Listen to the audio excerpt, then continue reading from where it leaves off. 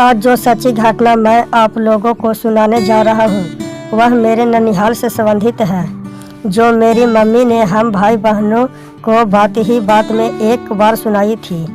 उन्होंने बताया कि उनके गांव में एक ठाकुर की बहुत बड़ी और पुरानी हवेली है।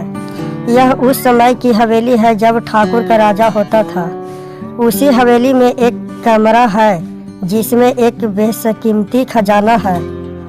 उस खजाने के पीछे भी एक कहानी हुआ।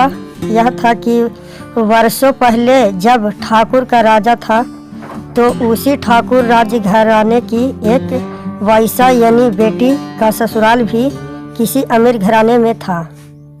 उस वाइसा के कोई संतान नहीं थी। कम उम्र में ही विधवा हो जाने की वजह से एक दिन उसने सोचा कि मेरे खुद की तो कोई संतान नहीं है, मेरे देवर जेठ काका ससुर सभी मेरे हिस्से के इस खजाने को हड़प लेंगे। यह सोचकर उसने रात में कई ऊँटों पर अपना वह खजाना से लादा और एक ऊँट पर बैठकर रात में सफ़र करने अपने मायके आ गई। अपने मायके आकर वह फिर हवेली में सबके साथ रहने लगी और अपने कमरे में अपना सारा खजाना रख लिया। मेरे मम्मी ने बताया कि उनके दादा ने एक बार बताया था जब उनके दादा छोटे छोटे थे तो ठाकुर के बच्चे के साथ खेलने हवेली में जाया करते थे। वह खेल में कई बार उस वाइसा को अब काफ़ी बुजुर्ग हो चुकी थी उसके कमरे में चले जाते।